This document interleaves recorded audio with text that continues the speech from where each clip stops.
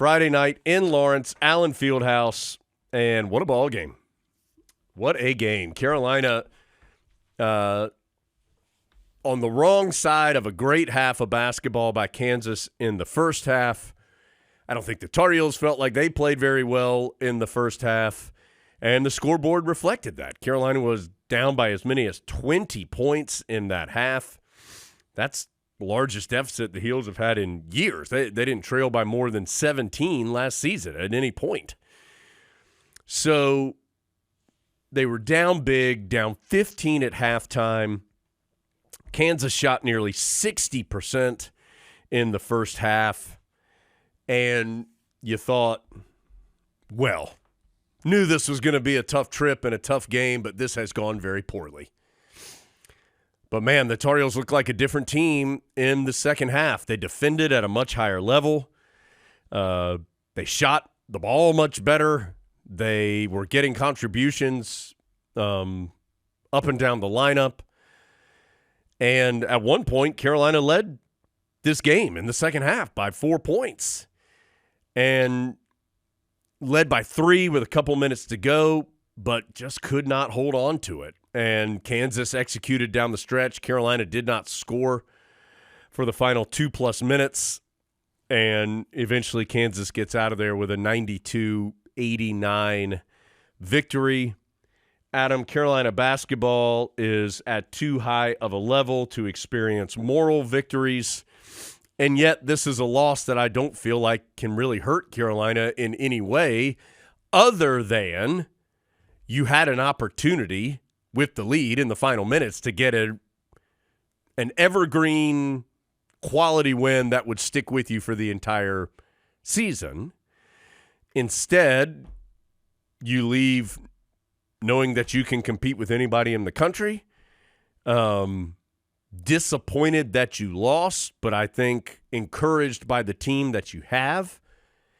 Clearly, as we have talked about, this team is different than other Tar Heel teams of the past. The way it has to play to be successful is different. But Adam, you saw a team in the second half of that game that can compete with anybody. And so disappointed with the result. Carolina, I do think, needs to figure out how to close close games better. That has been an issue for Carolina the last couple seasons. But overall, just a high-quality early season college basketball game between two teams that I think have a chance to both be really good this season. What a great game for the first week in November. Yeah. I think it really speaks to the value of some of the changes to the offseason that have allowed more practices, the ability to go play a game like the exhibition game at Memphis, so you've done something like this before. You said this after the game, but I think of all the reasons that Carolina lost the game, no one came out of there going, well, I think the crowd got to them. No, it was a terrific atmosphere. It is, and Allen Fieldhouse is a great spot, and they loved their Jayhawks, and it was loud. I mean, it was. But at no point did I feel like Carolina was – did you? I mean, what was rattling Carolina in the first half was how good Kansas was. It didn't have anything to do with the crowd. And I don't think the stretch at the end of the game had to do with the crowd. Carolina just missed a couple shots.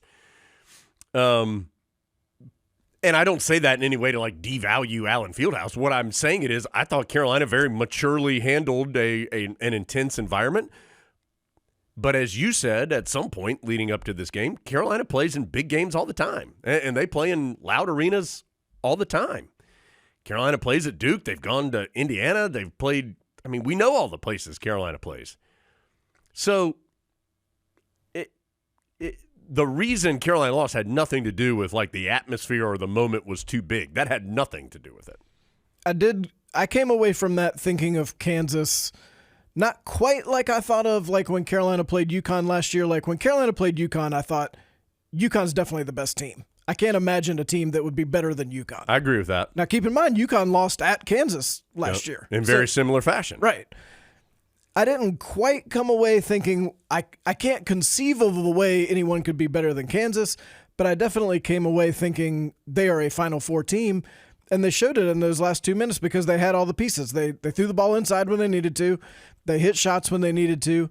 And other than the stars, they've got other good pieces. Like on that very last possession Carolina had, which ended up in the Cadeau 3, you've got DeJuan Harris, who's preventing R.J. Davis from getting the ball.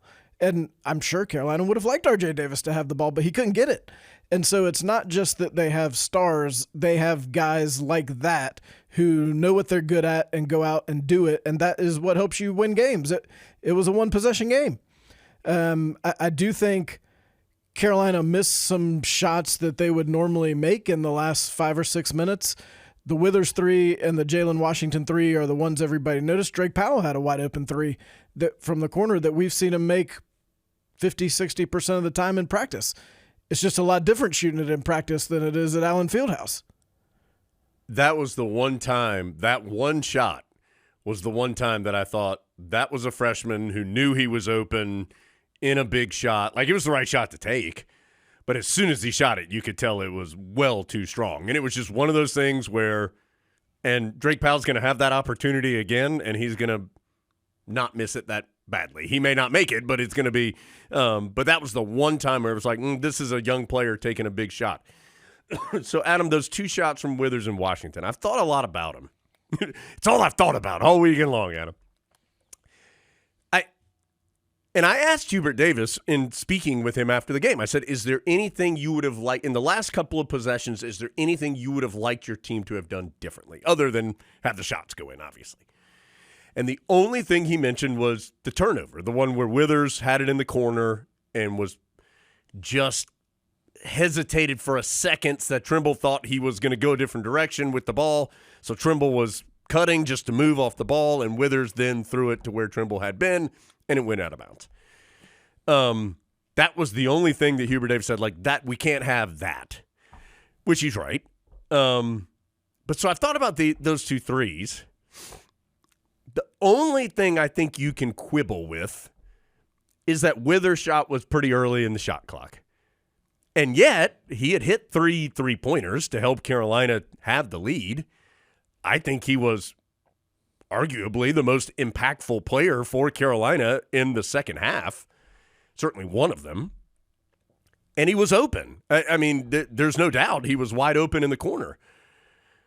So, yes, you could have moved it around and tried, but are you truly going to get a significantly higher quality shot than that one? I don't know. Maybe you get a layup, and that's always good. But I think there were some circumstances around that this was not the Alabama 3 that Withers took last year. Again, it was a little early in the clock, but and the other one was Jalen Washington. And the more I think about it, the more I'm like, it's a shot he can make. It's a shot Hubert Davis has told him he's okay with him taking. There was about 5 seconds left, I think, on the shot clock. 5 to 7, I think. So you're getting near the end of the clock. And would you rather have somebody who's confident enough to take that or who was scared to take it? And he didn't look scared to take it. Now, it didn't go in. Obviously, if it goes in, we're sitting here talking about like, oh, what a gutsy shot by Jalen Washington. They just didn't go in. But it was open. It's a shot that Carolina has stated and we have seen Jalen Washington make, and that everyone's okay with him taking. And if you're okay with him taking it at the 15-minute mark of the first half, you probably got to be okay with him taking it with 90 seconds left. And so neither one of them went in. But I don't think they were awful attempts. I really think my only quibble would be you didn't give Kansas a chance to foul you, which they had a hard time. They'd done a lot of fouling. Yeah, they had a hard time guarding Carolina without putting them on the foul line, where the Tar Heels did an excellent job, 28 for 31. 28 of 31. So by taking the perimeter jumper, you take that out of play. But you also take out of play Hunter Dickinson blocking your shot into the third row, and let's all bear in mind, it's really easy to say, well, you got to get the ball to RJ. RJ wasn't having a good night, and it wasn't just missing threes. It was missing some paint short-range floaters that he typically makes multiple times, even just in the second half. So of what was available and what was working, I think those 2 shots were up there with only superseded by maybe getting to the line, but going to the line's no guarantee. Now, that very last possession with Cadeau, I mean, Kansas played good defense is one thing. They are at home. They are the number one team in the country. They're allowed to play good defense too. I really thought Cadeau's shot was going in. Yeah, you were looking right down the barrel on it. I thought it was in. Worth noting, Cadeau not 100% in that game, which he's not going to talk about, but he had been sick the entire week. And you still got a really good performance out of him. So the legs maybe not quite there. That's how the ball ends up short. But could the Tar Heels have gotten a better shot? Could they have potentially called timeout? Have you watched any Carolina basketball since 1961? They're not going to call timeout. So you hope that's the kind of possession that pays dividends down the road where you have to do something similar and you're able to get something a little more efficient. But, I mean, you got a three that hit off the rim to tie the game. You mentioned R.J. Davis. Adam, 3 of 15, 1 of 7 from 3. So that means in the last two, big-time games that Carolina's played, that would make him 7 of 31 from the field and 1 of 16 from 3. Those are obviously not good numbers, and they are not indicative of the type of player that we have seen R.J. Davis be his entire career, and particularly later in his career. I think it also speaks to the quality of game that Carolina played in both those games. They're talking about the Alabama game last year in the tournament, and then this game, the fact that Carolina lost both those games by 3 and did not have anywhere close to the type of shooting performance that you would expect from R.J. Davis. Now, I do think Kansas is a experienced, quality defensive unit. You mentioned DeJuan Harris. He was the Big 12 defensive player of the year 2 years ago. Clearly a very veteran and quality college player, and sometimes he's going to win individual possessions and plays against the guy that he's guarding because he's good. And yet, I think the Tar Heels need R.J. Davis to be as good as Carolina can be. It's going to need R.J. Davis to shoot at a better percentage than this. And it would be one thing, and I don't know if you feel this way, I don't think you do, if you left the game feeling, man, R.J. Davis is really forcing it over some bad shots, over a great defense, and he had open looks. I mean, Carolina, there may have been 1 or 2 that you took that were hard, but he's R.J. Davis. He can make those. But there were a lot of shots that were open, that didn't go in, some that were close to the basket and some that were three-pointers, and you just got to have a better shooting percentage to win these type of games. You can beat Elon when he doesn't have a great shooting game, but it's going to be hard to win at Kansas when he goes 3 of 15. And then some of these numbers I think were deflated, I guess, because of the first half. But Cadeau, and Trimble go a combined 10 of 36 from the field. That's tough. Those are, I think, Carolina's 3 most consistent players right now. You just need some more shots to go in. Yeah, and I think the first 2 games have showed us that when Cadeau is not in the game, Carolina is not as good at creating offense, which is a little bit of a problem because you can't play him 40 minutes every game. And he hasn't played 39 minutes in each one of these games. He's been in the low 30s. So it's not like the Tar Heels aren't trying to get combinations of guys out there to figure out the best way to do this when he's not on the floor. It's almost like you need to send up the bat signal for someone like a Nate Britt.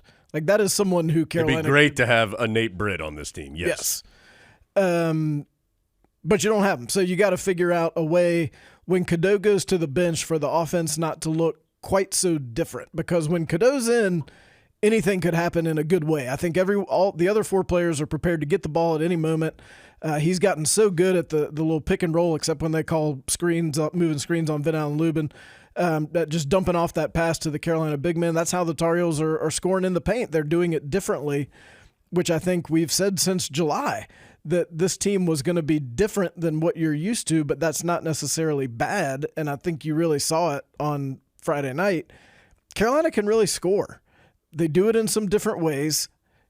They also will give up a lot of points because they are not big really anywhere. That includes the backcourt or the front court. So you can shoot over them or you can take it inside on them. But imagine if they couldn't score. But they can. They can score from the field. They can score from the line.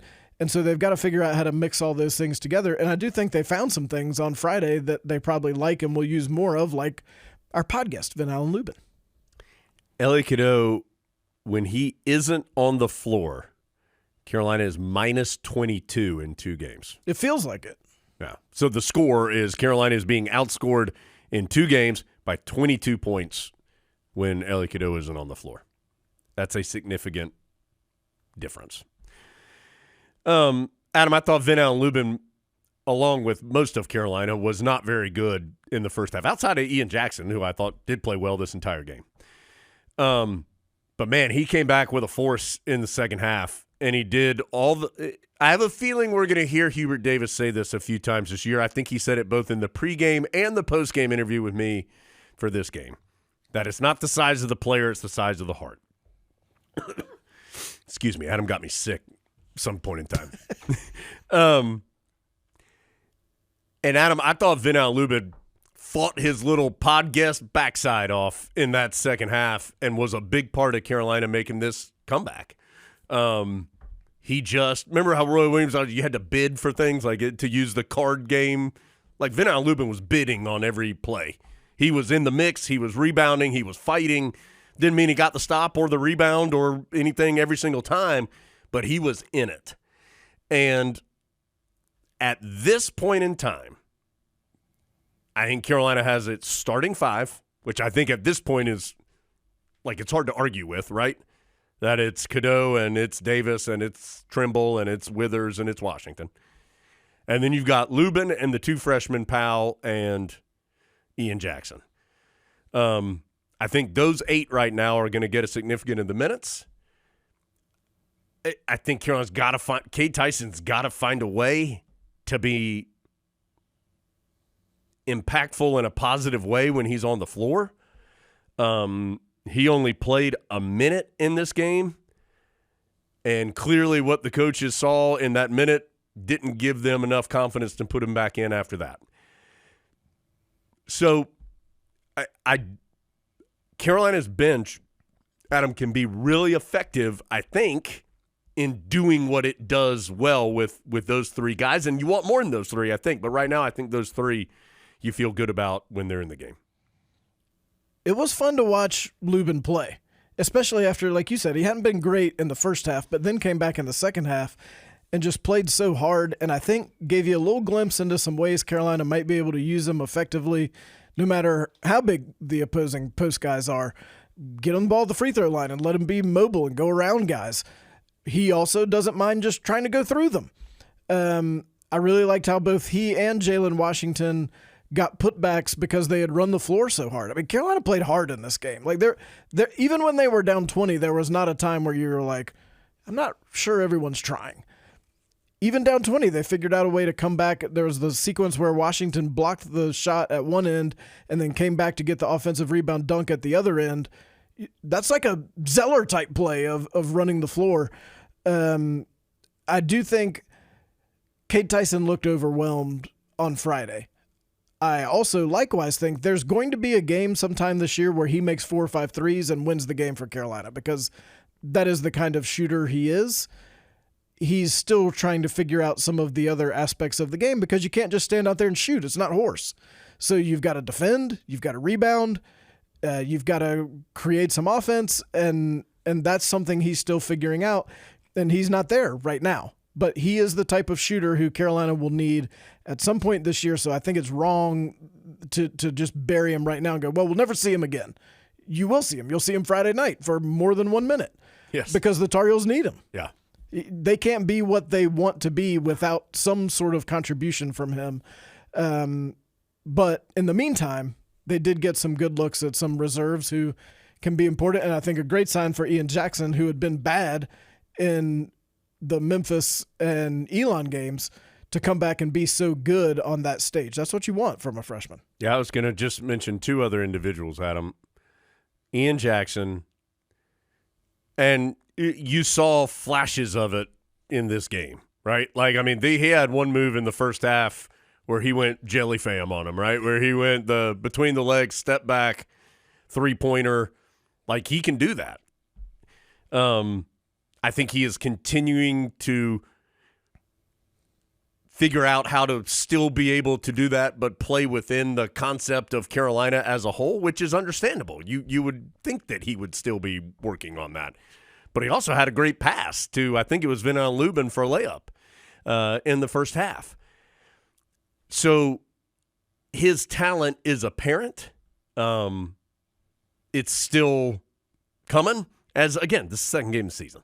It felt like it was a March or April game, but it was a November game. So that was exciting to see.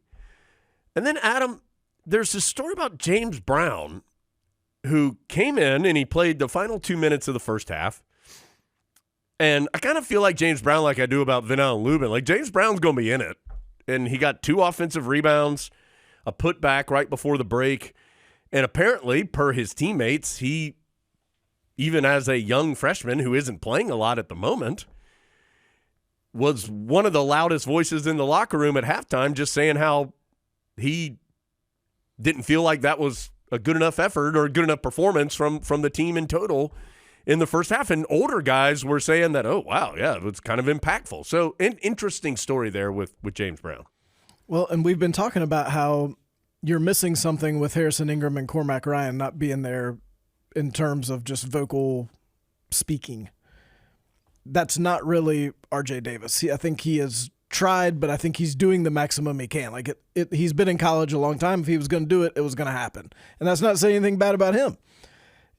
Elliot Cadeau is not really that guy, although we've seen it more this year. Seth Trimble, not really that guy. Maybe that guy is James Brown. His teammates respect him, so I don't know that it matters how much he plays. Like, I think when you get as much out of your talent as you possibly can, you get more respect from your teammates, and I think they do feel like he does that. So when he speaks up, they listen. And it felt like they needed that. Sounds like he provided it. And big part of the win, in addition to what he did on the court, which is all you can do. If you're going to be in there for a couple minutes, that is your job. Go get a couple offensive rebounds. Get a stick back right at the buzzer. That's what you're supposed to be doing. Yeah. I hope James Brown stays at Carolina. And you have to say that now with anybody because of the landscape that college athletics is in. Because if this was 91, James Brown would be a starter by his junior year and probably all conference as a senior because he clearly has the effort level. He's got some just natural physical gifts of how tall and long he is. He's just a little raw right now, and it just needs some developing. But the effort and the hustle and the want to and the enjoyment of being at Carolina, I think all of that is there with him.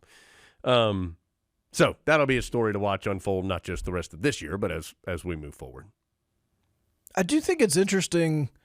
Like, I don't think there's any doubt that Kansas has more, like, on paper talent than Carolina, right? Right now, yeah. Yeah. I didn't really hear anyone talk about the job Hubert Davis did on the road to have his on paper less talented team in that game. Well, Carolina is a well-coached basketball team. And I think it is we've talked about this before. It's not just Hubert Davis, although certainly he is the leader of the pack there. Sorry, Adam, I know that maybe cause PTSD there.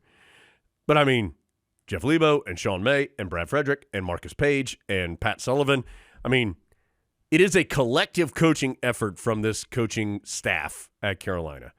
And they know basketball. And you and I were both on the plane on the ride home. I mean, Marcus Page and Pat Sullivan and Sean May and Brad Frederick, they were just the whole ride home. They were sitting there looking at the film, and one of them would walk up to them, and they'd look at a play, and they'd talk about something. And, I mean, they are all in on the game and in trying to give the players that Carolina has the best advantage that this group can have. And I think they're doing a really good job. And you're hearing from a lot of viewpoints. And that's not to say the people you didn't just name weren't involved. Oh, yes. That's how that always goes. On the ride home, those are the guys who are looking at the film immediately. Right. Yeah, that wasn't something negative about Jeff Lebo or Hubert Davis. Yeah, I could just imagine.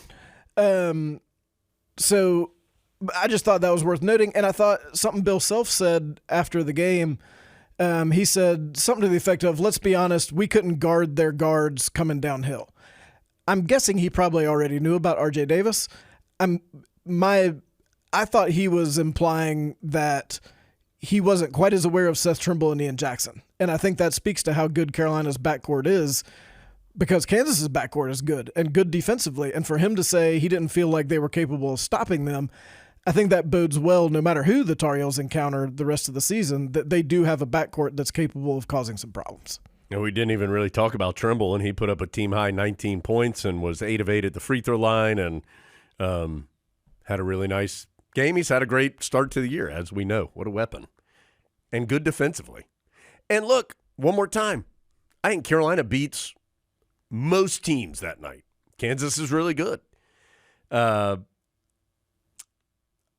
I thought they made a lot of difficult shots and some not very difficult shots in the first half. Some of it was Carolina did not play as well, and some of it was, KJ Adams hit about 4 15-foot jump shots that I think Carolina was absolutely fine with him taking, and he was making a lot of them.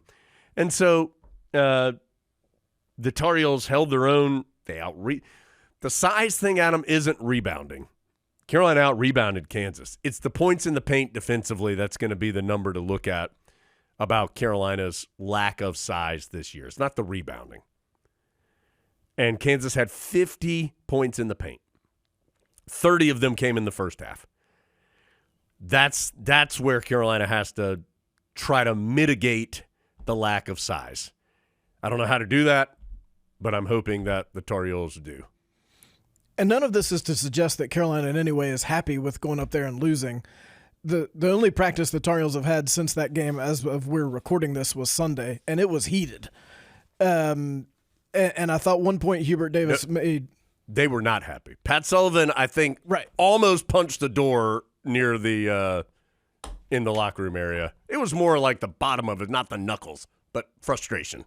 Well, and I think one point Hubert Davis made on Sunday to the team that I do think is the case is this team has got to get better at valuing every single trip down the court, because you can almost count on maybe like 2 possessions and a half where they just throw it away or someone doesn't do what they're supposed to do. You can beat most teams that way, but you can't win that game that way. Every single possession has got to be crisp. And it wasn't. You had there was a Cadeau turnover. There was the Withers turnover that you talked about, just throwing the ball out of bounds. Sometimes that's going to happen, but it can't happen in those games, because that is what separates that's a team that's going to win a championship from that's a good team. Adam, anything else?